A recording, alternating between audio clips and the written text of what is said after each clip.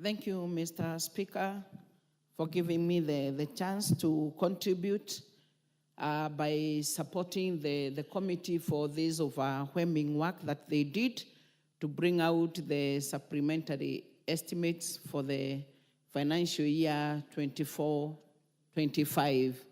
Mr. Speaker, I know this was a tedious work for the committee, whereby you need to look at where to cut, bearing in mind wherever the money had been put, there was a budget towards that. But Mr. Speaker, it's also a good time for our Kenyans to know that if we do not pay taxes to finance the government, then we have to forego some services and development as well. Mr. Speaker, we also remember that it is within the public domain that we are talking of the debt, which is really pinning the government so far at 1.8 trillion. And I know this is not a debt that has been incurred by this Kenya Kwanza government. We have inherited from the government or from the administrations that were there before. But nevertheless, a debt when borrowed has to be paid. And since we are the ones who are there, we have to look at how we are going to pay. And that is why Chairman Appropriation Committee, the Budget and Appropriation Committee, was bringing the highlight that in every 100 shillings, 61 is going to the debt. We are only left to struggle with 39 shillings. And with 39, which is supposed to go to the salaries and all that, and also for the development, then it means there are some of the projects that will stall and others that will move very slowly before we conclude. Mr. Speaker, I'm also happy that as we did the cuts, we were able to look at the health, which is paramount, and also education, that we left this so that we may continue with the health docket and the education, which is paramount as far as our health and our children who are in school are concerned. Madam Speaker, allow me to just chip in two areas in support of our chair, where we are talking of scaling down some entities that it seems to double their function to save the government some money. And Madam Speaker, it's not only some entities, we also have some parastatals. Madam Speaker, when we are looking at the audited reports from the Auditor General every financial year, we are finding that there is a lot of wastage, and we are also finding that there is a lot of corruption. And that is why we are saying the Kenya Kwanza government need to put a lot of effort to address and to minimize some of these entities through parastatals that are really not doing a lot when they miss money from the exchequer, and there is no much effort to make sure maybe there is some donation that we are getting so that some of the projects that we have, they may continue. Sometimes, Madam Speaker, you find that there is an entity or a parastatal that started on a contract, and the said contractor has taken the parastatal to court, and you find that they are very hefty fines that are paid, and sometimes you find that there are those projects that were started and the contractor is not really working. And you find that the employees who are there, we are paying them money, yet there is nothing that they are doing. Madam Speaker, I'm Vice Chair to the Regional Development Committee. And when you look at the RDAs, and there are several that we have, the employees who are there, we are paying them. But you find the moment that there is no money in the exchequer towards them, whatever they are supposed to do, they don't do, they just stay idle. We feel for them, and we know the importance of these RDAs, because some of the projects they are doing are to alleviate maybe the livelihood of the community around. But despite that happening, you wonder what happens in a given year.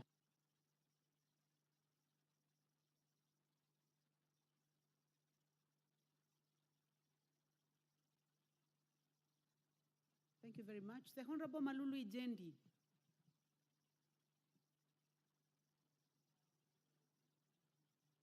Thank you, Madam Speaker. I want to thank the Budget Committee for this supplementary budget.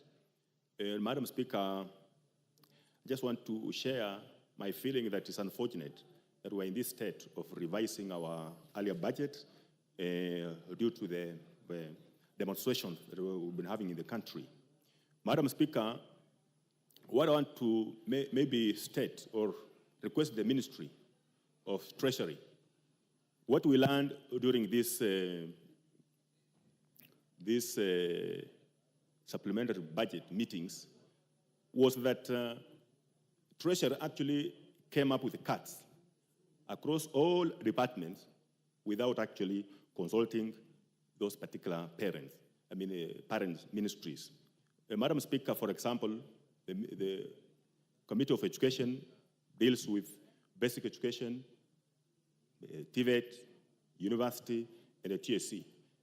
Madam Speaker, the principal secretaries, when they appeared before the Committee of Education to discuss about this, it was so surprising that they were not consulted when it came to these cuts. However, we are in this state because we have no choice but to cut because the financial bill was rejected. Madam Speaker, I would like also to thank this committee that because they did not affect the interns recruitment, because this is what we are really fearing that it may happen, because the government had actually promised that after internship of 1 year or 2 years, they would be recruited. So all the 46 of them, TSC assured us that they will be recruited.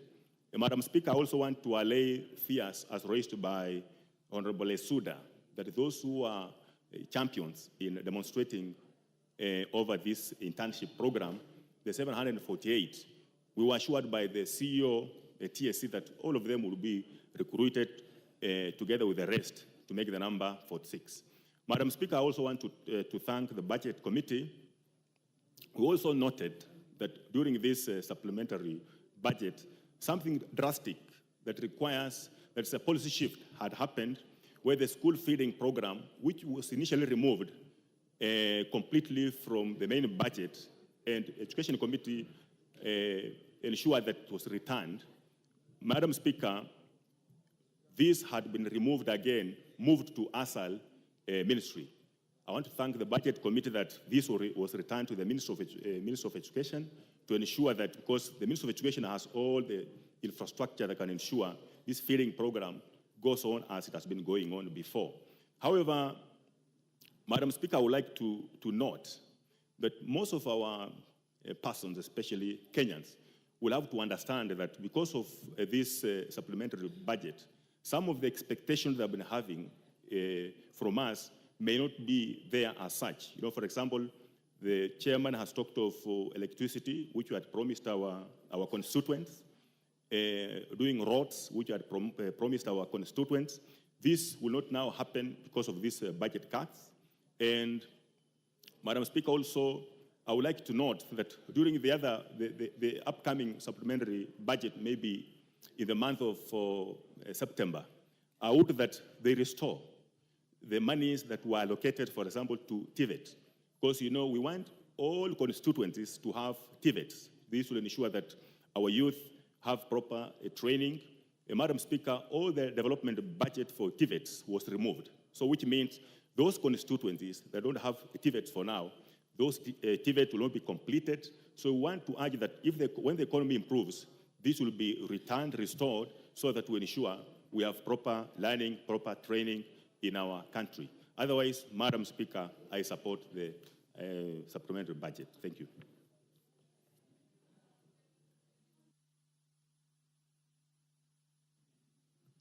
The Honorable Dr. Pukose, Member for NDBES and Chair Health.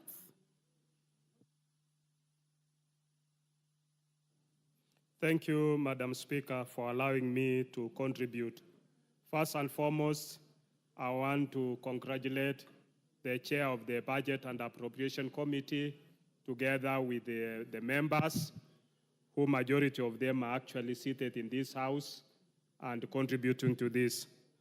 Honorable Speaker, as the Committee of Health, which will deal with the rationalization of the budget for the Ministry of Health, both the State Department for Medical Services and the State Department for Public Health and Professional Standards, we realize that there are challenges in this budget following the collapse of the finance bill. Honorable Speaker, this finance bill has serious ramifications in the budget because what it means is that where we were planning to purchase another extra radiotherapy machine for Kenyatta, that has to be suspended because what it means now is that Kenyatta has a banker which is ready for a radiotherapy machine, but that machine cannot be procured because we don't have the money. And therefore, you have only one radiotherapy machine in Kenyatta, which is working day and night. And if that machine breaks, then Kenyatta National Hospital will not be able to provide for those services. What it means, Honorable Speaker, is that other services within the health sector had to be foregone because recently we've had interns who are supposed to be posted. The budgetary allocation is 4.3 billion, and what they require is an extra 1.1 billion. And that money cannot be able to be provided because we cannot be able to raise. And therefore, but what we've agreed with the ministry is that they are able to post the interns, all of them, with the SRC proposed salary payout. And then from there, based on what the ruling of the High Court in Eldoret, then that will be able now to inform maybe the subsequent supplementary budget to be able to take care of this. Honorable Speaker, we also have other issues. We have the managed equipment service, which is within the counties, and this is providing where you have CT scans, you have SSD for operations in theater, you have theater equipment, which is being operated within the 97 hospitals. You have radiotherapy, you have radiography, ultrasound, and other services which are being provided. These services have continuously been provided, even without proper extension being done by the ministry together with the suppliers, with the challenges from the counties, because the counties have not committed themselves. The county governors have not committed themselves to be able to take over these services because they are also constrained financially. Honorable Speaker, we also have the rollout of the universal health care through the primary health care, which has now been provided with 2 billion. You have emergency and chronic illness fund, 2 billion, and then the primary health care fund, 4 billion. And you have the social health insurance fund, which is supposed to be rolled out. All these, Honorable Speaker, are challenges that cannot be able to be met because of rationalization of the budget. But all in all, I think with the rationalization of budget, what we went into doing is to make sure that critical services within the ministry are not severely affected, and therefore we were able to give money to institutions like Biofax, which is in the process of vaccine manufacturing, and as you are aware, the donors are in the process of withdrawing.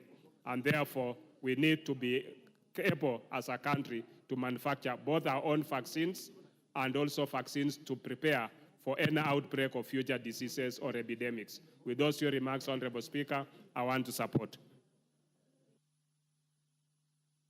Thank you very much. The Honorable Martin Peter Owino, member for Diwa.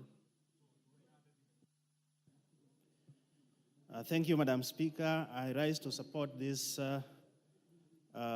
motion. And also I want to thank the chair of the Budget Committee for his prowess, knowledge, and also passion on this chair. Madam Speaker, I have about 3 items to highlight. after my chair for health have highlighted on our committee. Number one, Madam Speaker, a reduction of budget does not really mean wastages, theft, and duplications is taken care of. I would like to urge our friends, my colleagues in different departments, and also the watchdog committees.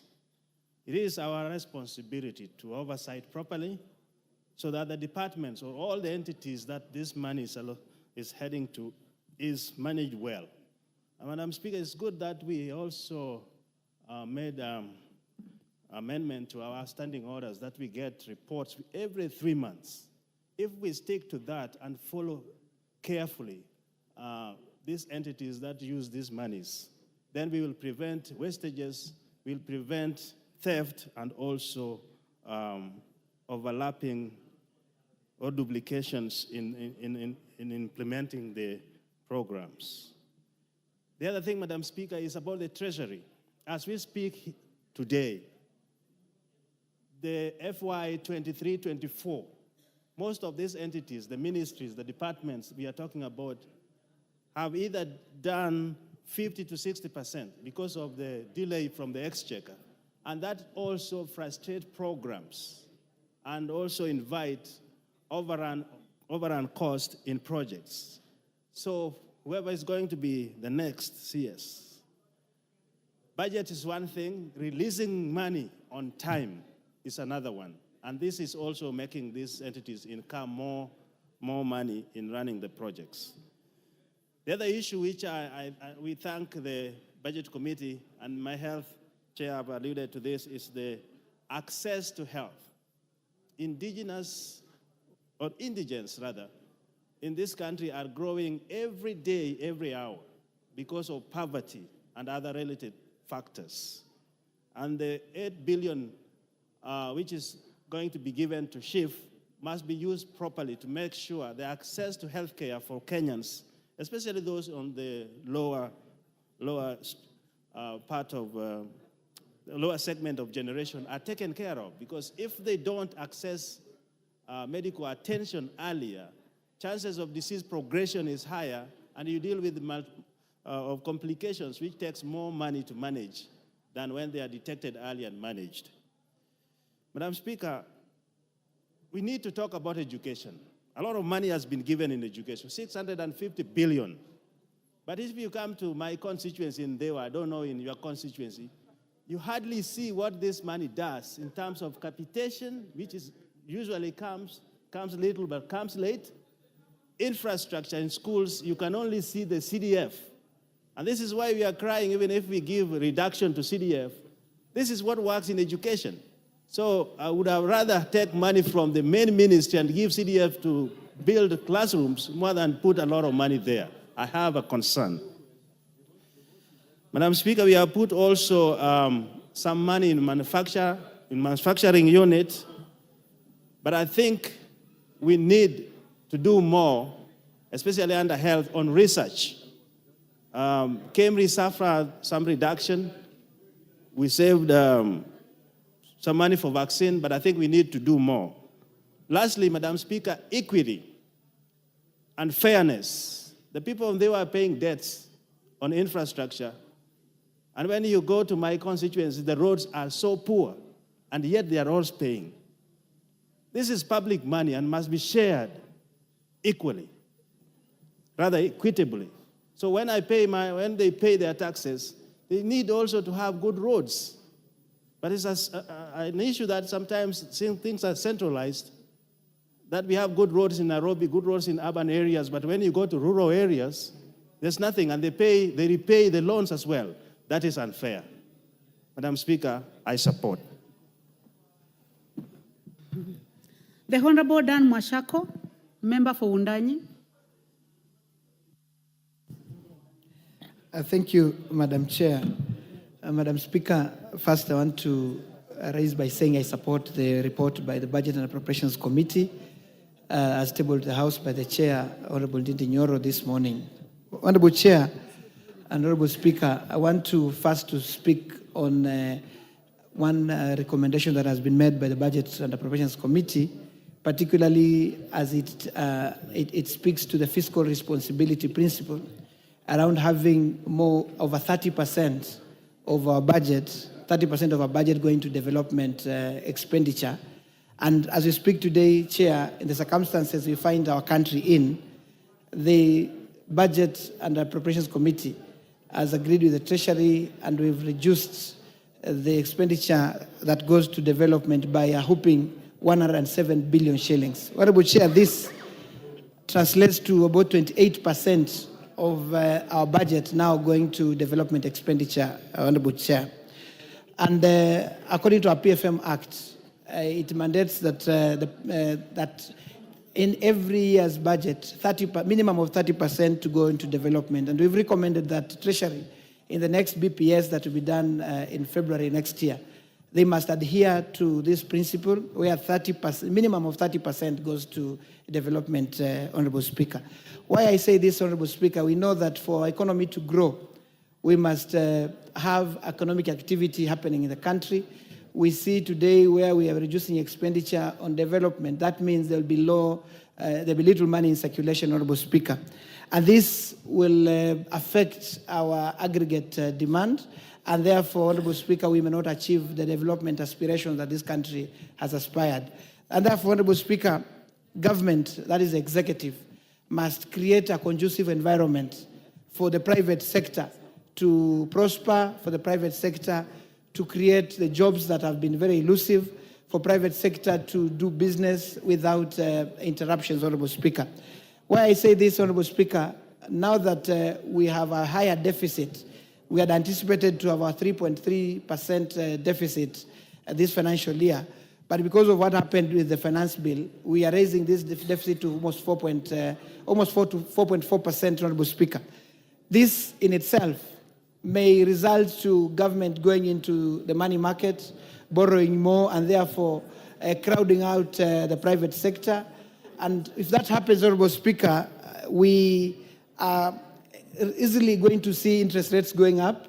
And if interest rates go up, Honorable Speaker, then private sector will not be able to access credit that is so important for their businesses and for their investment, Honorable Speaker.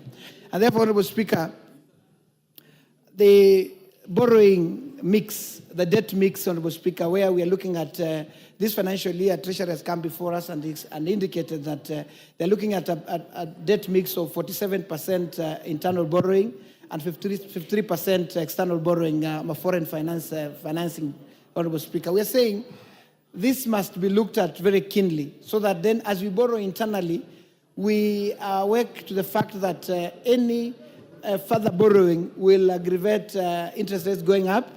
And as we go out to borrow foreign borrowing, Honorable Speaker, we must make borrowing under commercial terms extremely difficult as a country, so that then government should go out there and make sure that any borrowing is concessionary, any borrowing is not under commercial terms, because the biggest challenges we have today, Honorable Speaker, is because we borrowed very expensively. We went to Eurobonds where we borrowed expensively, and today we are suffering because of our paying interest rates of in excess of 1 trillion shillings. Honorable Speaker, I also want to speak up and commend the Budget and Appropriations Committee, making sure that they ring-fence money for employment of intern teachers, ring-fence money on employment of our medical interns. And Honorable Speaker, we must, as a country, we must put all our resources to where it matters most. Our young people do not have jobs. Our young people have been volunteering to work as teachers, as doctors, and even under public service. We must create employment, and we must give more resources on this. Honorable Speaker, as I end, we know we may have to wait more for our roads to be done. We may have to wait more for electricity to reach our villages. But as we do this, Honorable Speaker, government must go out there and assure Kenyans that the roads that have been started, at some point next financial year, these roads will be completed. And for electricity that we had promised Kenyans that every constituency. The Honorable Gishimo Gideji, member for Gishogo. Thank you, Madam Speaker, for that opportunity. And let me start by thanking the Budget and Appropriation Committee led by the very able Honorable Didi Nyoro for the work well done. Madam Speaker, Kenyans spoke loudly and clearly that they want to live within their means. And this parliament had very good intentions in passing the appropriation bill, which was taking care of very many projects that were pro-Kenyans.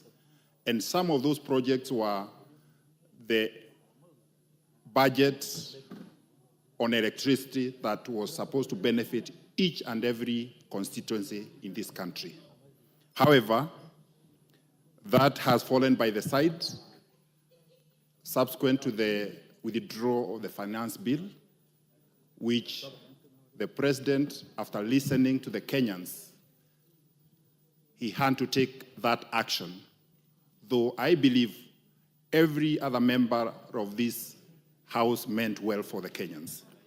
However, Mr. Speaker, I applaud and thank the Budget Committee for retaining the money for employment of the JSS interns. And I believe the policy that government now needs to take through TSC is to make sure that the employment opportunities for teachers that will become available going forward should, first of all, be taken. All interns should be given priority because they've already been gone through the internship.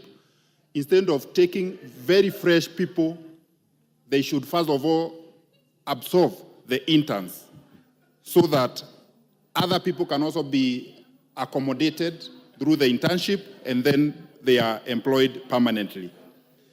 Madam Speaker, the other emphasis that we've, as a parliament, should be taking very seriously is to put emphasis on the programs that support the youth of this country.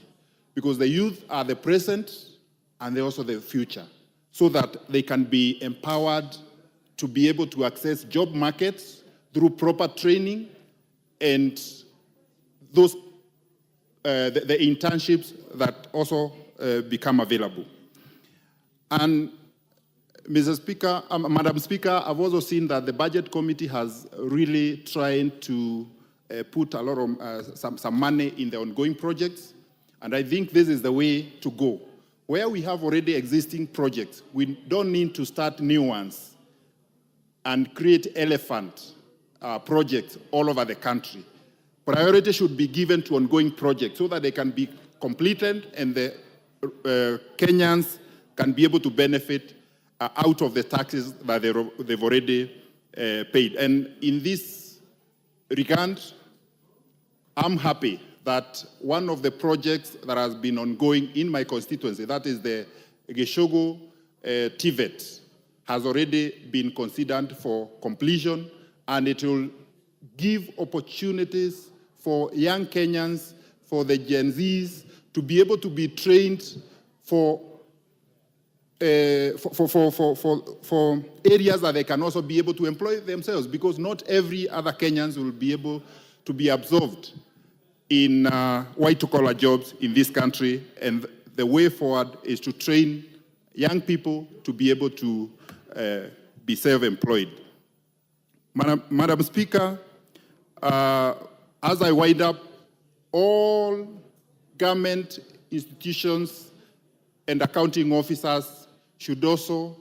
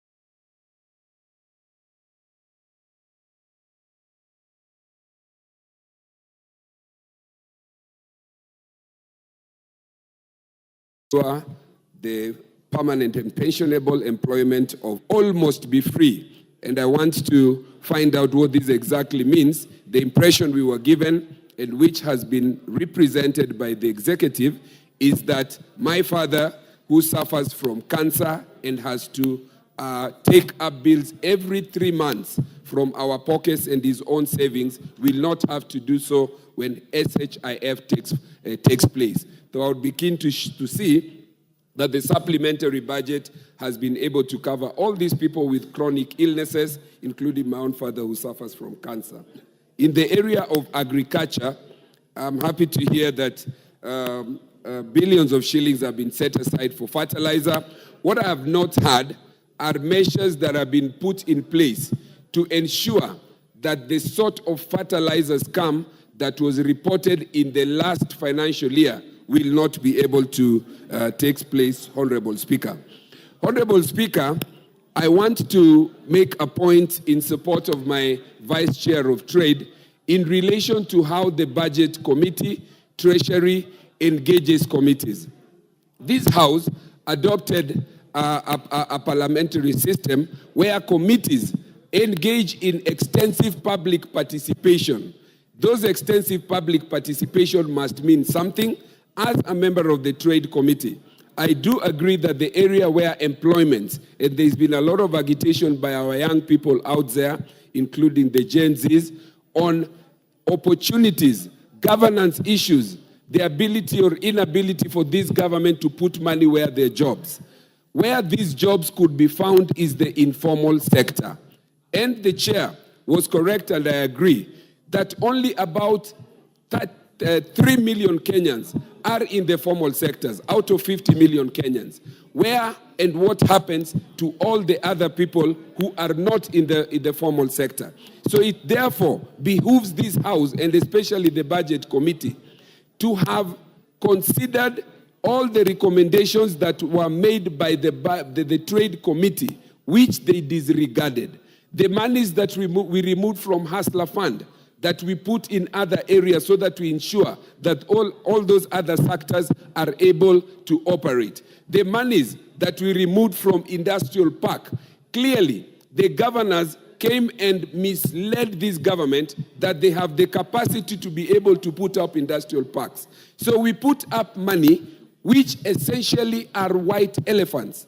Lastly, in terms of budget equity, I agree that the reduction and rationalizations must be shared across.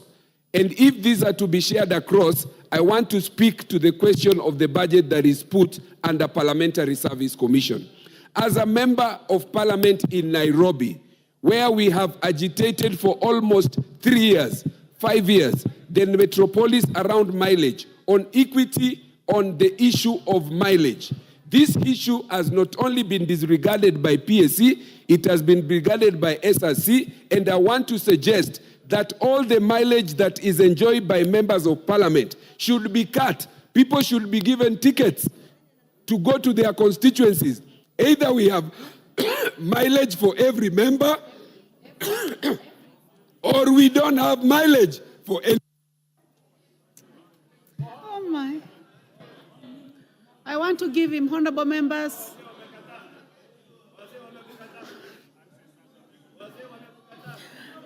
Well, honorable members will now go to what is out of order? What is out of order? The Vice Chair budget.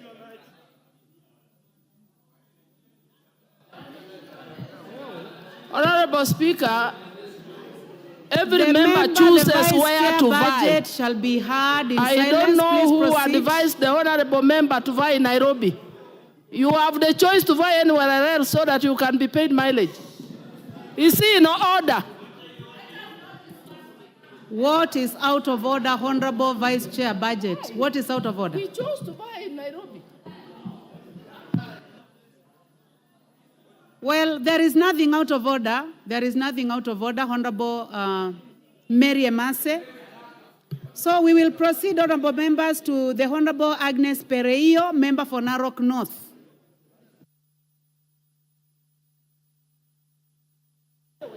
Thank you, Madam Speaker, for giving me this opportunity to support the supplementary budget with the amendments.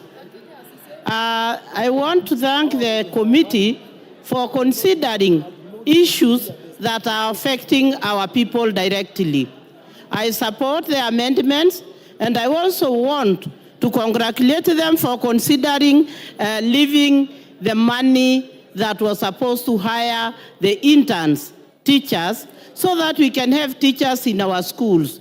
This is a team of a group of teachers that have really been suffering because they applied for the job with a hope that they were going to be pensionable and permanent, but just to come and receive the amount of money that they received was not enough to cater for their transfer to the schools they are.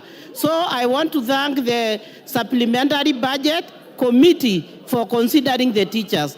Also for considering health issues, because we have people, we have health officers who are on the roads trying to fight for their rights, and the committee have really done a tremendous job to consider them so that they can also get their salaries and get their rights. On the fertilizers, that has also solved to answer or to solve the problems our farmers have. Farmers will get a very good yield out of having the subsidized fertilizers, and they can really take care of their families. The coolants are also a good suggestion, because these coolants will give money to women, to put women's pockets money, because they will be selling their milk and they can earn a living out of that. And for that reason, I support the supplementary budget. Thank you. Thank you, Member for Narok North. The Honorable Wilberforce Oundo, Member for Funyula.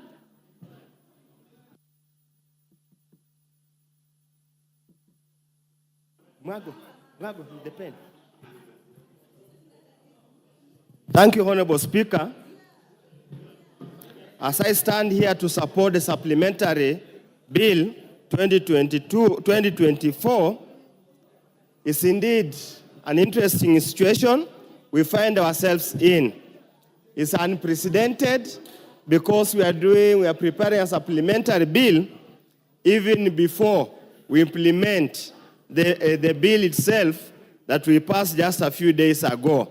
And this, Honorable Speaker, goes to tell us the vanity in which we find ourselves in, that we fail to listen to the people of Kenya who elected us to come here and go to serve other masters. There are no people who sent us to this place. We wouldn't be here if we had been serious, Honorable Speaker. Honorable Speaker, the cuts being indicated here are substantial. And the cuts being indicated here being so substantial, it indicates all along, as we have always suspected, Honorable Speaker, there is one term waste in the executive that we can actually run this country without this wastage.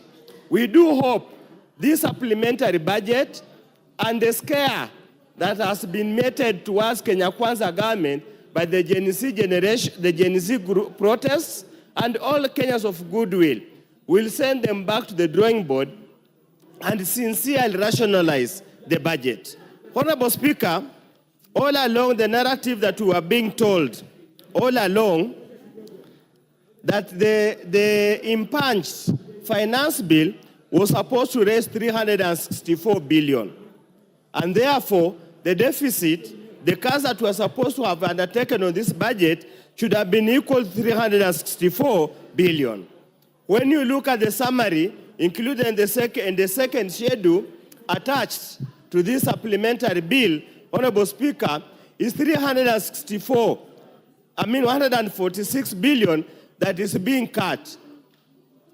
The chairman of the Budget Appropriation Committee, the chairman of Finance and Planning have not come to us to tell us how do they intend to raise the additional 200 billion. Where is the money coming from? Are we going to delve deeper into borrowing? Yet he has clearly explained that a debt payment, interest payment, is taking a whole 65 shillings for every single cent, for every single cent that we collect. Honorable Speaker, there's too much loud consultation here. Can you protect me? I cannot even hear. Well, honorable members, I would like the member on the floor to be heard in silence. I'm told that the matter that they are consulting on touches on you, so please proceed, but the consultations shall be lower. Please Okay, proceed. Honorable Speaker, let me repeat again. The Budget and Appropriation Committee has clearly told us the budget cuts is 146 billion. We were told that the impunged finance bill was raised 364 billion. There has been no explanation how we're going to raise the difference of close to 200 billion. Are we going back into borrow? And yet he has told us the amount we have borrowed so far, we are using 65 shilling for every 100 bob we collect to pay debts. Are we going to dig deeper into debts? Are we going to delve deeper into the debt? Or are we disregarding the simple theory, simple statement that when you are in a hole, you stop digging? Are we digging deeper and deeper? Honorable Speaker, thirdly, Honorable Speaker, we appropriate money, but hardly is the entire appropriated funds ever disbursed to MDS. As we stand here, last year we are told 30 billion was never disbursed to the counties. CDF itself has got about 13 billion. And if you go through all the state departments, do we do budget for the sake of it, or are we serious in a budget making process? Or do we make avenues to keep on piling pending bills so that we can benefit from interest charges and court awards? As we propose, as we support, it's time to go back and look at budget making process in this country. Thank you, Honorable Speaker.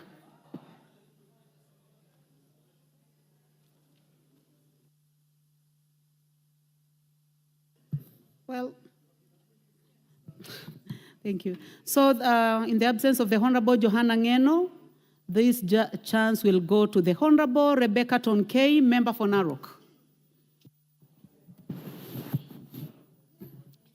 Thank you, Madam Speaker, for giving me this opportunity to support the budget estimate financial year, the supplementary budget one. Madam Speaker, there are so many things that goes into this budget, which I really support. Madam Speaker, I want to thank the chairman of budget for making a very good presentation on the supplementary budget. Madam Speaker, when you look at 650 billion that goes to the education sector, Madam Speaker, this is something that some of us are very excited about, because when you look at JSS, where every student will get 10,000 shillings per year, Madam Speaker, this is encouraging because many parents cannot afford to pay for their children to be in school. Madam Speaker, there is also the issue of interns, the 46,000 interns who have been employed on contract for the last 1.5 years. Madam Speaker, many interns, especially all over the country, have been talking about when is their confirmation going to be. And I want to thank the Budget Committee for agreeing with the Departmental Committee on Education to have the teachers to be confirmed, the 46,000 teachers on JSS, and even some in primary schools who are on interns. Madam Speaker, we know there are 4,000 teachers in primary schools who are also in interns, and 42,000 on JSS. Madam Speaker, there is also the issue of infrastructure, which is secondary school infrastructure. We all know that we struggle a lot getting classrooms for our students, and they are overcrowded. And Madam Speaker, for this allocation to be in the budget, Madam Speaker, this is also a very good thing to have been done by the Budget Committee. Madam Speaker, the school feeding program, whereby we have 3 billion allocation for the school feeding program, it's also another thing which is encouraging, and it is very good, and it's been captured, and we thank God for that, and thank you, the Budget Committee. Madam Speaker, there is also, when you look at the bottom up, you know, the Kenya Kwanza is talking about the bottom up. And looking at fertilizers, Madam Speaker, this is something where the farmers are going to get subsidized fertilizers, and therefore we are going to get a bumper harvest for our people. We have the increase of salaries for police. Madam Speaker, most of us, even members of Parliament, we all know that our security suffers a lot. I was privileged to have been married by one gentleman who was an inspector of police. That is the late Inspector Joshua Tongei. Some of us know how much these people earn. The peanut salaries the policemen earn, Madam Speaker, it's heartbreaking. And therefore, when we get some increment for them, Madam Speaker, these people do a lot. They protect us while we are sleeping. They are in our borders, protecting the country, and they go through a lot of pressure and stress, while their families cannot afford even to put food on the table, leave alone their children to go to school. Madam Speaker, this is something which is encouraging, and I support this budget because of that, coming from that background of being married by a policeman. Madam Speaker, there is also the issue of coolants. I was privileged one time when the president visited my county, and he had promised to give me 30 coolants. Madam Speaker, this will go across for all women to get coolants, and they can afford to take their milk for preservation, and therefore, even the increase of money, around 500 million to KCC, so that women can get payment of 50 shillings per bottle, because it's only in Kenya where we get a bottle of water being more expensive than a bottle of milk. Madam Speaker, I support the budget. Thank you. Thank you very much, Honorable Tonke, and thank you also for taking that opportunity to reflect on the experiences of police officers, of course, citing your later husband. Honorable members, I would like to give this opportunity to the Honorable Esuda. Please proceed. Thank you, Madam Speaker, for giving me this opportunity, and I want to take this opportunity to congratulate the chair of the Committee of Budget and Appropriations Committee and the entire committee for putting in a lot of hours to ensure that by the time we are opening the House, this is only day 2, we have the supplementary estimates 1 presented in this House, Madam Speaker. I want to just make a few points. First is that as a country, we are actually experiencing extraordinary times, and this calls for extraordinary measures for us as a country, Madam Speaker, and that is why for the first time in the history of Kenya, we have supplementary estimate 1, even before we start implementing the budget that we passed before we went for recess, Madam Speaker. And this was occasioned by Kenyans speaking to us as the leadership, from the topmost leadership, the president, all the way to us in the National Assembly and the Senate, all the way to the counties, and even to the members of the county assemblies, Madam Speaker, by talking to us and telling us that, hey, we do not want to be overtaxed, and even as you tax us, we want to get value for our money. And that is why, Madam Speaker, His Excellency the President did not assent to the finance bill, and that is why, as a committee and as a House, we have revised and we have rationalized the budget to fit onto the shoe that we are wearing as a country, Madam Speaker. I want to say this, that as a committee, we have looked at the austerity measures. And Kenyans have again told us, as leaders, that do not cosmetically talk to us about austerity measures. By just saying that we have cut, we are seeing memos that there will be no travels, that there will be no tea, there will be no flowers. They actually want to see it happening, Madam Speaker. And so they do not want us to just say we won't travel, and then they find out that we sneaked out of the country and traveled. They want to see that when we say there is no travel by parastatal officers, by members of parliament, by the executive, we will exactly do that. Of course, there will be essential travels where, for example, our country, we have to give a country position, like to the Pan-African Parliament, to the IPU. There are areas that probably we must be there as a country, Madam Speaker. They also want to see that when we travel, there will be no excess baggage of persons who are not going to add value in that travel, Madam Speaker. For example, when we go for sports, you find that the people who are going to run or the people who are going to participate in the sports are not in the list. And then we have joy riders who first get the merchandise free, the ones who go there and enjoy themselves and go out and send photos and have a field day when they go for World Cup and things like that, Madam Speaker. Those are the things Kenyans have said we do not want to see, and as a house, we will be doing our proper oversight. Any executive member who is going to do that, we will not play any tribal card that person comes from my county or that person comes from my area.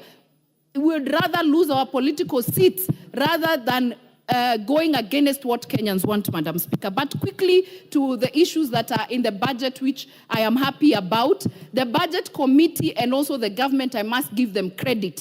They did not go, when we are doing the cuts, Madam Speaker, they did not touch so much on the things that touch directly on the common man. And I'm happy about that. For example, JSS, there was a lot of agitation, and we saw even the letter that Treasury had written to us before we went for recess, that if we reject the finance bill, they will not employ the JSS teachers. I thank the government and also the budget committee by ensuring that has not happened. The JSS teachers will be employed. Equalization fund, we have 8 billion, Madam Speaker. I'm happy also with this government that for the first time in every financial year, we are seeing that equalization fund is prioritized and the monies are also being disbursed.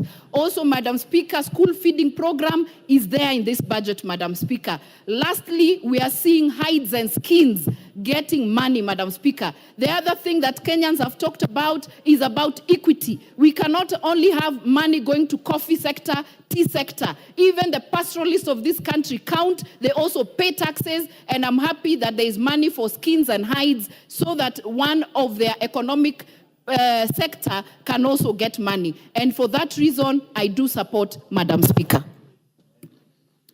Thank you very much. The Honorable Mwago, Amos Mwago, member for Starehe. Thank you, Madam Speaker, for giving me this opportunity to weigh in on this matter. And on the onset, I want to congratulate the chairman for the budget committee on the recommendations on the budget, the budgetary cuts. I think this has come from the agitation that the public has meted on us as Parliament and on the government as a whole. And I think it is time now we think about the principle of the three arms of government, having the legislature, executive, and the judiciary. And I think in the view of the public, our arm of government is performing dismally and is purportedly being controlled by the executive, which we should be oversighting. I think that's an issue that we should bring that debate on the floor of the House and discuss our role as Parliament. What is our role as Parliament? Because we seem to have been overridden by the executive in our mandate to oversight it. I say so because even when you look at some of the areas that the budgetary cuts have been affected, some of the areas are issues that had been raised by the public and were addressed by the executive. When we are talking about the office of the First Lady, the Second Lady, and maybe the office of the wife of the Prime Cabinet Secretary, these are issues that were raised by the public and they were addressed by the executive, which are issues that we as Parliament should have looked into before these issues got to the public galore. I tend to think we also have missed on some of the priorities on the budget cuts, because what the Kenyans are saying, the excesses by government and state officers, there's a very big loophole in how money is spent in this government. the giant of corruption, that's where people are addressing the issues. They are saying those are the areas where we should have budgetary cuts. But it's so shameful that now that we didn't pass the finance bill, we've retorted to cutting budgets for very critical areas, like the chairman for health committee has just stated that there's a machine that was supposed to be bought by Kenyatta Hospital. That has to be foregone, but there are people still earning allowances, whereas such crucial machines have been affected by the lack of passing the finance bill. These are the issues that we should talk as parliaments. We need to prioritize what Kenyans need. We have to do the budgetary cuts in the areas that Kenyans do not seem to feel like there are more urgent issues, but those critical areas, that's where we should effect these budgetary cuts. The second thing is the issue of RDS and the duplication of duties among very many government agencies. It is time that in our different committees, there are so many agencies that tend to duplicate duties and people earning so much money doing the same thing the same way. And this is why I really want to agree with the chairman for budget committee when he talks about when you have different engineers from all departments in a certain constituency earning money for the same work. These are some of the areas that we should look at. We saw when the county governments, after the election, the county government of Kisii, the governor Simba Arati went ahead and really did really came out and brought a huge number of workers who are ghost workers. I believe if such a small county as Kisii County had so many ghost workers, it is time to audit all the employees of the government so that we can know which employees are duplicating tasks, so that we can address this issue of money going through the wrong hands. Also, we need to address the issue of the giant element in our budget, that is the recurrent expenditure. We need to see how productive is the recurrent expenditure. This money that we're spending on salaries, are we getting equal value in return from the amount that we're expending, so that we can know where to cut on these budgets? We also have the issue of pending projects and affordable housing. We tend to introduce new projects, but we have so many projects that are pending. In my constituency alone, we have the Jivanji housing project, Pangani housing project, Starehe Point housing project that was launched by the president, but has not taken off. But you're still planning and actually allocating money for more development on affordable housing, whereas even the ones that had been started by the previous regime are not yet done. These are some of the issues that we need to look at. And these are issues that we need to address, and we really need to respect our middle class and the people who are paying taxes in the informal sectors. We cannot increase taxes on the imports in this country, and also the Honorable Silvanus Osoro, member for South Mogirango. Thank you very much, Honorable Speaker. Honorable Speaker, I also want to support, as I make my contribution in regard to the report by the Budget and Appropriation Committee, Honorable Speaker. Honorable Speaker, we are living in very interesting times, very, very interesting times, especially economically. It requires us, Honorable Speaker, to take a lot of measures, very, very many measures, Honorable Speaker, so that we can be able to live within our means, Honorable Speaker. In fact, even on personal life, members and even people in public service have been accused of living large. It's now about time that even as we talk about the national budget cuts, we also talk on budget cuts on even our personal homes and even our, way of life in terms of operations, Honorable Speaker. Honorable Speaker, the challenge this country has had, though, is allowing ministries and departments to put in some very useless or avoidable things that can be avoided in the budget. And when I was watching yesterday's debate by the economic team on one of the mainstream media, Honorable Speaker, one person raised a very, very important issue, that you get a ministry or an office of government purchasing a bottle of water at a cost of 800 shillings, Honorable Speaker. And those are some of the questions that people are raising out there. That how is it that we sometimes want to talk about the budget cuts, or rather raising funds, when some people live large within the offices. These budget cuts are very sensitive in this particular issue, in this particular season, Honorable Speaker.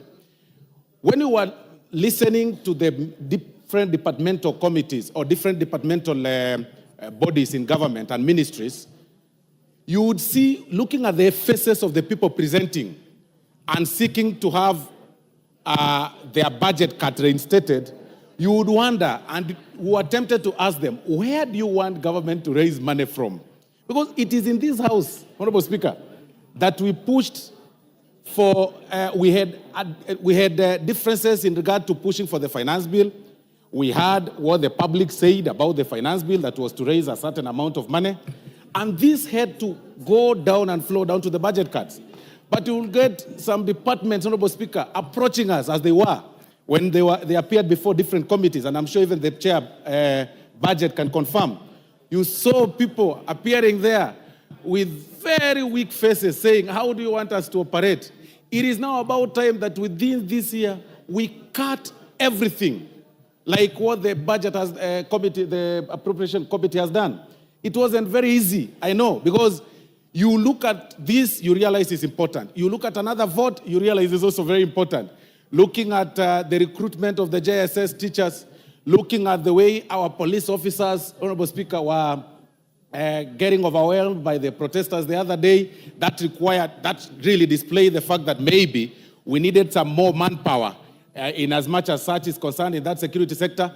Looking at the challenges in schools, Honorable Speaker, where we need new classrooms in JSS, and I really think the budget committee has also some element of explanation to make on the budget cuts on education, because I think 12 billion, or rather 10 billion, is a little too high in terms of cut. Maybe we ought to have, challenged one area of cuts and put more need on education because of the need that is required on the school. So, Honorable Speaker, these challenging times requires that people tighten their belts, because it is not easy to live normally in abnormal times. Even in this house, Honorable Speaker, there are things that will be affected. We are not going to have foreign travels as much. Our staff members that had to, they needed a bit of some pay rise will also be affected. And this must go out in the public so that people get to know that members of parliament are also affected, because there is a perception out there that members of parliament live large and you need to cut their salaries. Please confirm to them that we are now also affected. It is not only the members of the public or of the other ministries that have been affected. Even members of parliament have been affected, from their staffing to their operations, and we have accepted. Your two colleagues. Thank you. The Honorable Babu Owino, member for... Thank you very much, Madam Speaker. Mbakasi. Thank you so much.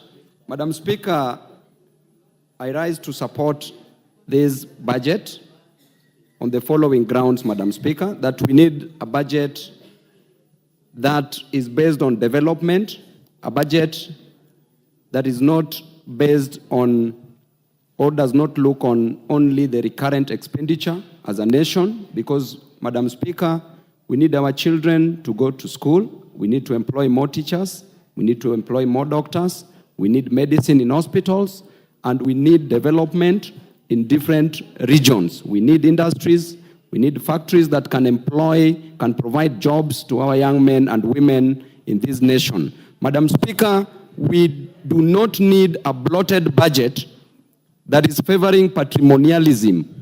A budget where a cabinet secretary was buying a python belt at 800,000 Kenya shillings and crocodile shoes at 2 million Kenya shillings, and said that they have a weakness for finer things.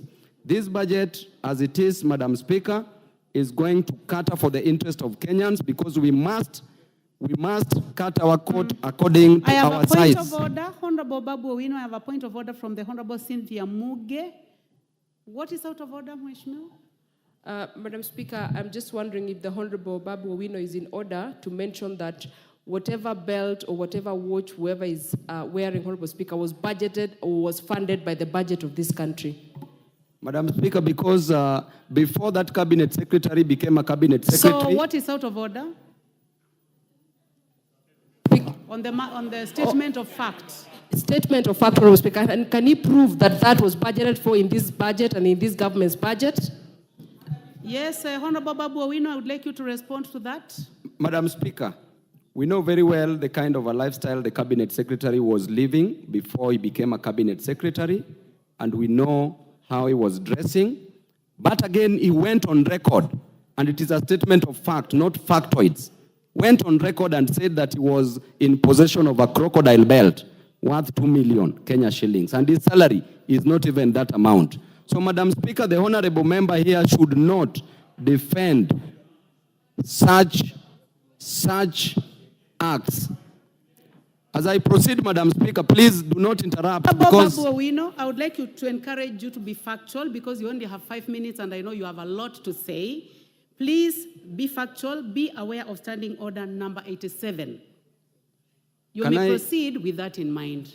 So, as I proceed with my submission, Madam Speaker, it is very clear if I want to talk about this issue of the debt question, that, Madam Speaker, borrowing in a nation is not wrong, but borrowing to fund recurrent expenditure is wrong, borrowing to sponsor patrimonialism is wrong, borrowing to steal that money in terms of corruption is wrong. And any money borrowed on those lines becomes unproductive debt, which is not beneficial to our nation. Borrowing, as was opined by Franco Modigliani, an Italian-American economist, who said clearly and came up with the theories of consumption, to be precise, life cycle hypothesis, and he came up with the idea of the debt system, that you can borrow what you should enjoy in 70 years to come. You can enjoy it now, borrow and enjoy it now as you repay for it in quantum minute basis. So therefore, Madam Speaker, borrowing is not wrong, but borrowing for corruption is wrong. So I stand to support this budget because the Gen Zs spoke. These Gen Zs, they're in universities. They need the varsity fees to be reduced. These Gen Zs at the same time, Madam Speaker, need to be employed because these are people who have graduated, but there are no jobs. Thank you. The Honorable Omboko Milemba, member for Emuhaya. Thank you, Honorable Speaker.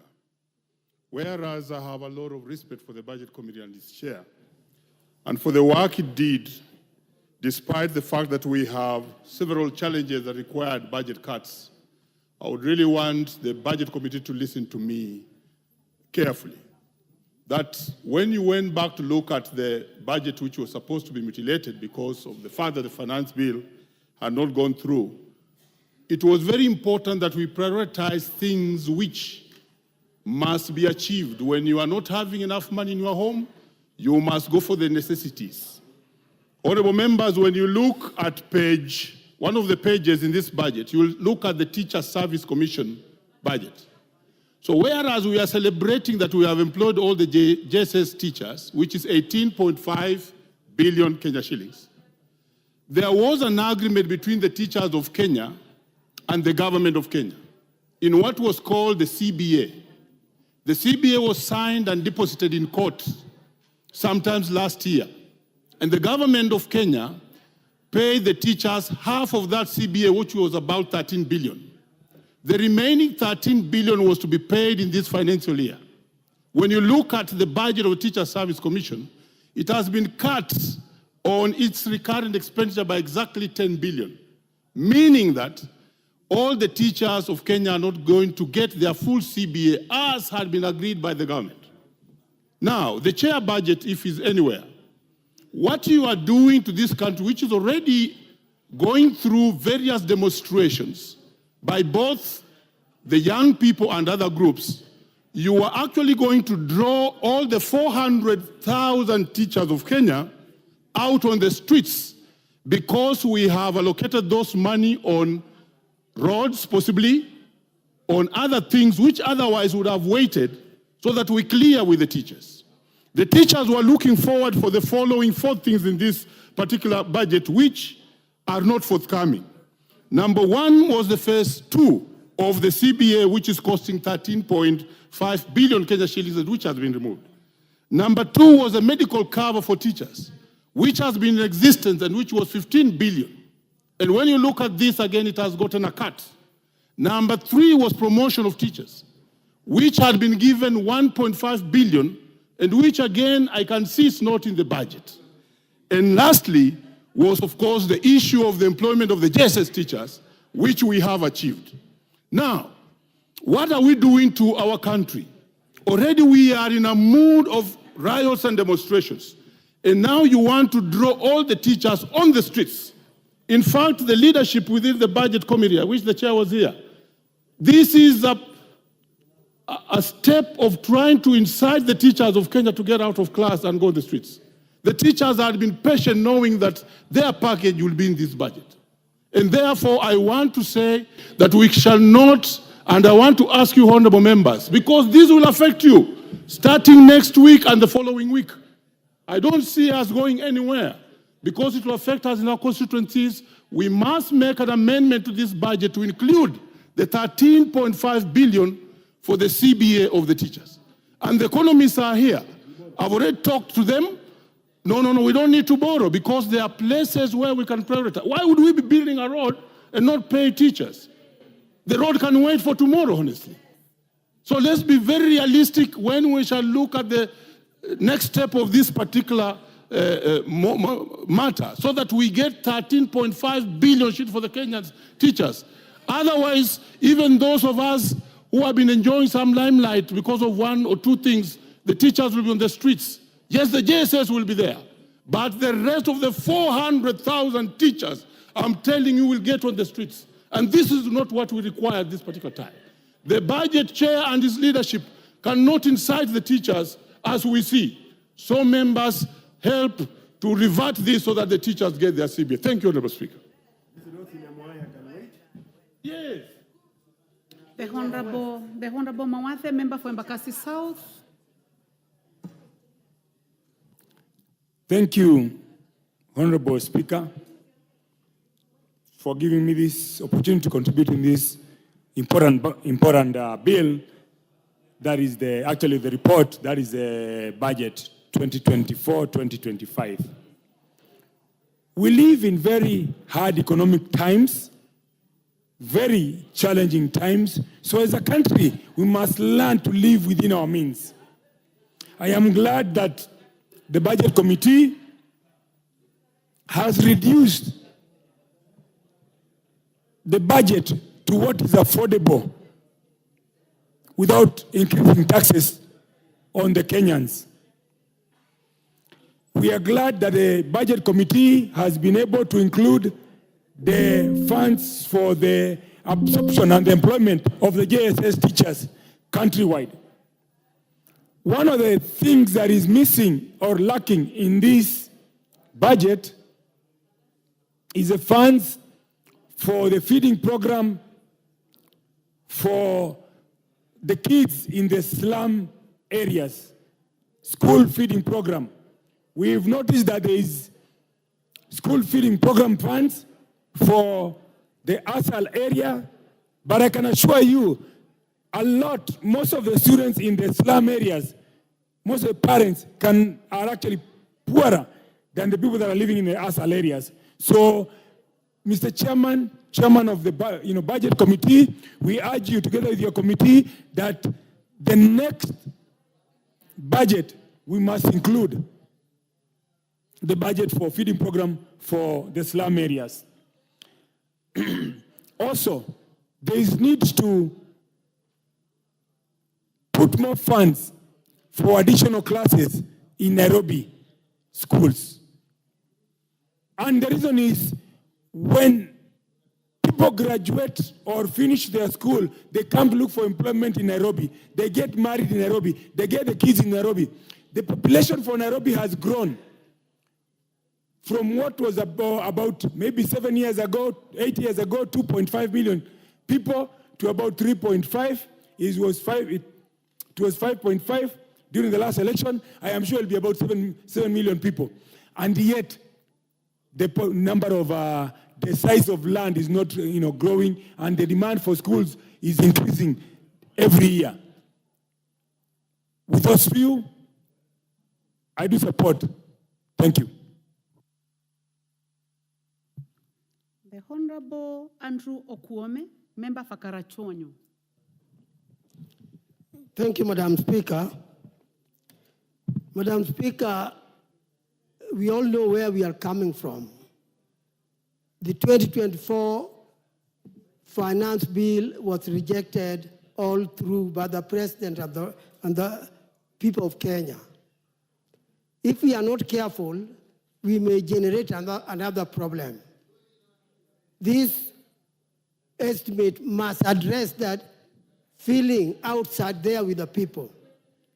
We know the cost of living is a cause of the problem we have in Kenya. Cost of manufacturing the same, and cost of business the same. Are we addressing these issues? Because these issues are responsible for employment. If we do something that will encourage investment, we'll be creating employment and therefore solving the problem which is outside there in the public. Madam Speaker, people want to see the impact of our taxation, the impact of our budget. If I take, for example, CDF, I would urge the chairman of Budget Committee to ensure that he doesn't interfere with CDF. That's where people are feeling the impact of what the government is doing. If we go to attack the CDF, reduce it, it means we are reducing the number of children we can support in education. We are reducing the number of classrooms we can build to encourage education. We will be telling the public that we are not addressing their issues fully. There are many areas we can reduce without creating a public outcry. I urge, and I really urge, and I agree with my colleague who had also spoken, is a trade unionist in the teaching service, and therefore what he says is really coming from practical experience. I say that we should not reduce anything to do with what goes to the general public. Madam Speaker, having said that, let me also say something about the borrowing. We are still going for borrowing again, and this is what we have been told is a real cause of the problem in Kenya, and we are still going for that again. I really urge that we don't go for borrowing again in this country, because doing that is going to cause us problem. People are going to say, but this is what caused the problem. They are going to continue on the street again.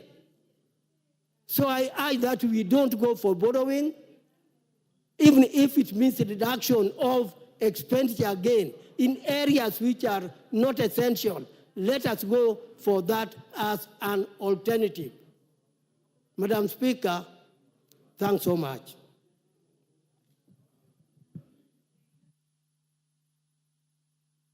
The Honorable Julius RUTO, Member for Cases.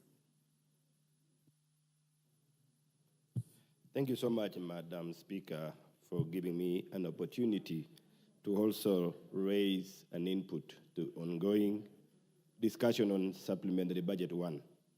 Madam Speaker, we are aware that we are here because of the current and presented events that took place, that it cost us now to, even prior to commencing operationalizing the financial year 2024-2025, with the period has just commenced in this month of July, we are now back to discussion on what will we be doing to ensure that we run the country.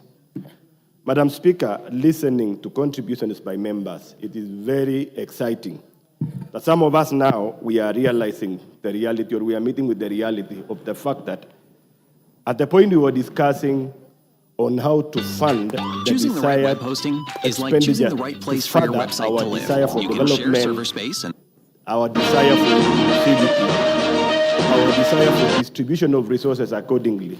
Now we are here discussing how we are going to manage by reducing what already we had excited our intention. Madam Speaker, it is at this point now that we need to speak to ourselves.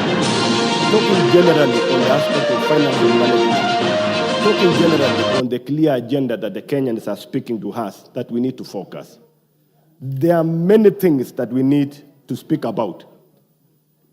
But of all this is the idea that we need to call ourselves to a meeting. Every person in governance, be it from the president, the cabinet secretaries, the head of departments, semi-autonomous agencies, parastatals, even including devolved government units, that the reality here is that we are faced with difficulties, stress in our limited resources we have.